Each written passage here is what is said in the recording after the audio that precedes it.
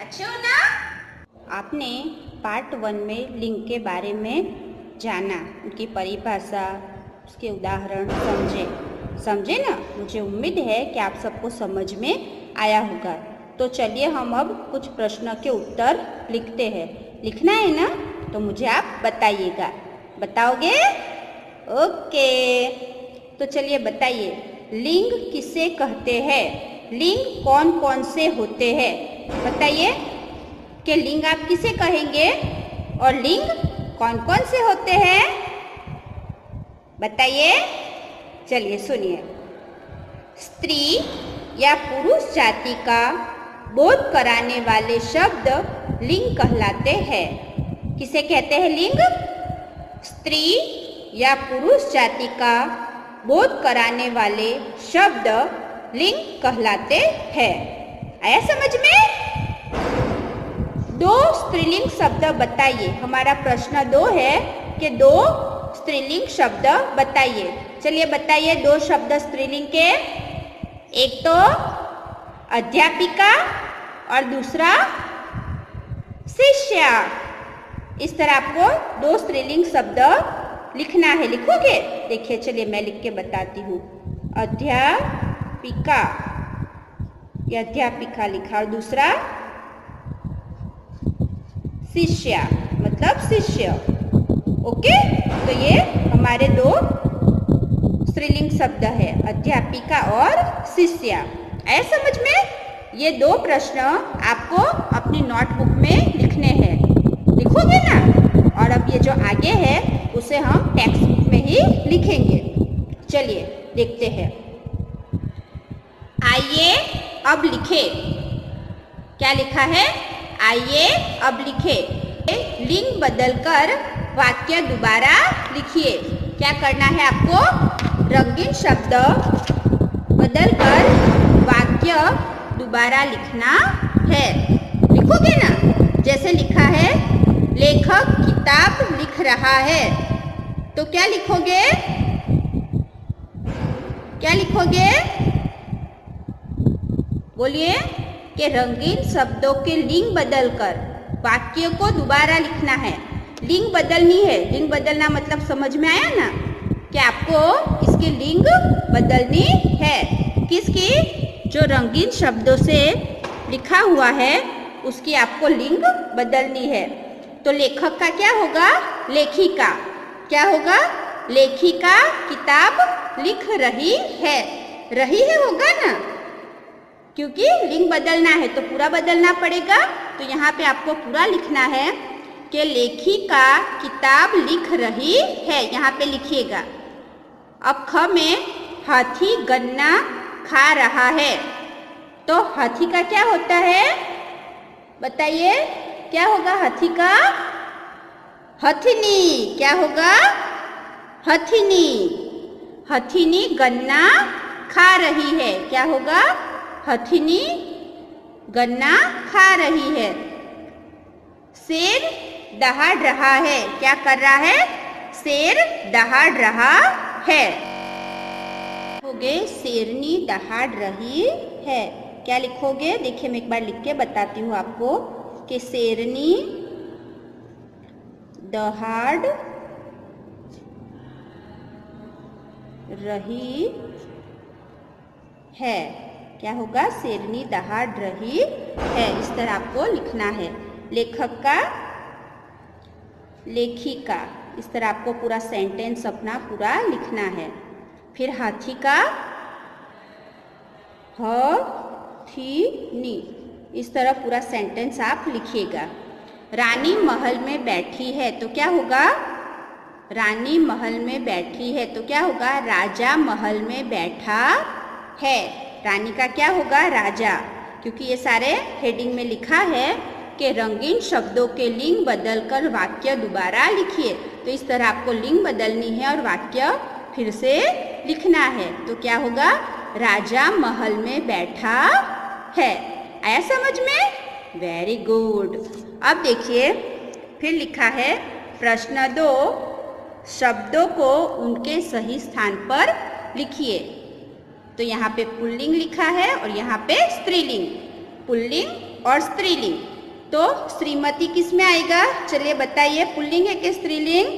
तो स्त्रीलिंग है। तो आप यहाँ पे लिखोगे श्रीमती। ओके। फिर राजा, राजा किस में आएगा, पुल्लिंग में, तो लिखोगे राजा। क्या लिखोगे, राजा। फिर पंडित, पंडित क्या है, पुल्लिंग, तो पंडित। ओके। फिर है बंदरिया, तो बंदरिया किस में आएगा, स्त्रीलिंग में, तो लिखोगे बंदरिया। ओके, आया समझ में? घोड़ा, घोड़ा क्या है, पुल्लिंग के स्त्रीलिंग? स्त्रीलिंग है? लिखो स्त्रीलिंग में, नहीं, घोड़ा है पुल्लिंग, तो आप क्या लिखोगे, पुल्लिंग में घोड़ा। अब हथिनी, हथिनी आपने आगे भी देखा है, यहाँ पे देखा ना, हाथी का हथिनी, तो हथिनी क्या है, स्त्रीलिंग है कि पुल्लिंग? स्त्रीलिंग है, हथिनी। ओके, आया समझ में? फिर है सेठ, सेठ क्या है, पुल्लिंग, और सेठ का स्त्रीलिंग सेठानी।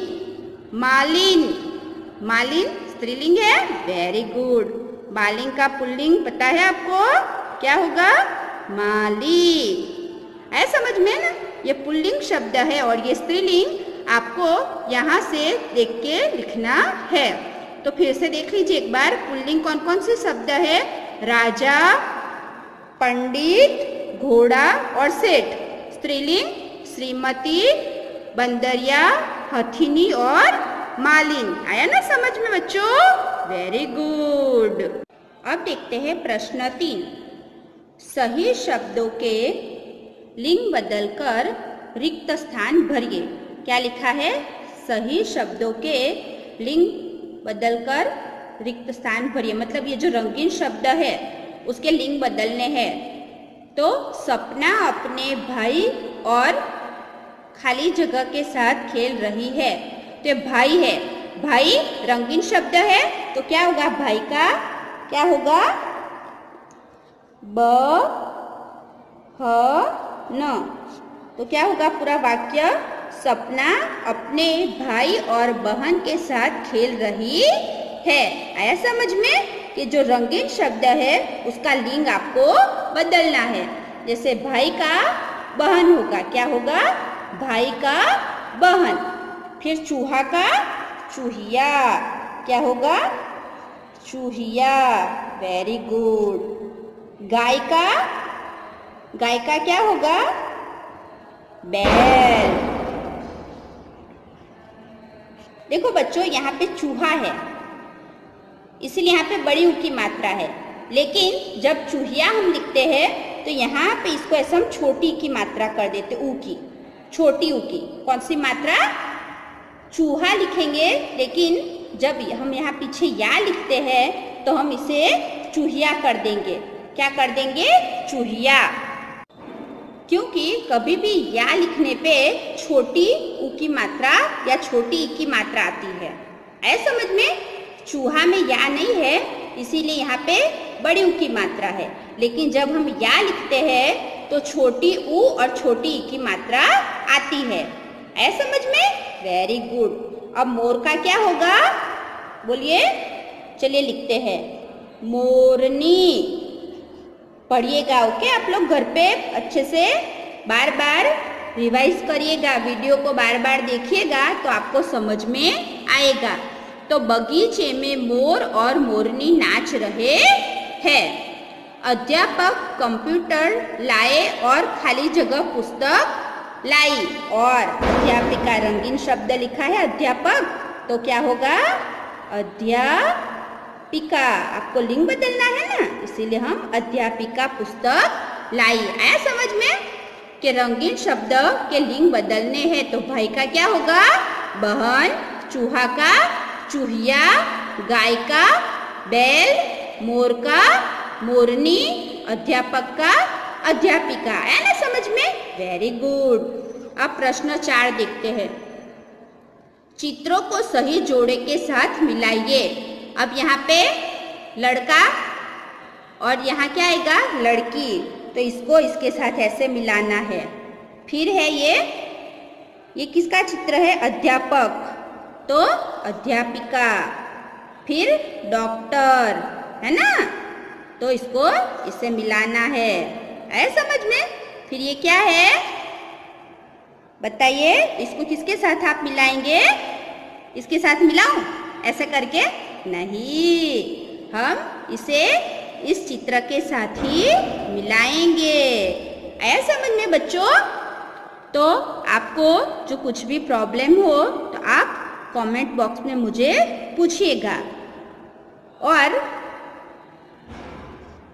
मैं आपको एक प्रश्न पूछती हूँ, आप उसका उत्तर कमेंट बॉक्स में लिखिएगा। लिखोगे ना? Very good. चलिए, मुझे आप सूत मतलब पुत्र, तो सूत का स्त्रीलिंग क्या होगा? सूत मतलब पुत्र पता चल गया आपको।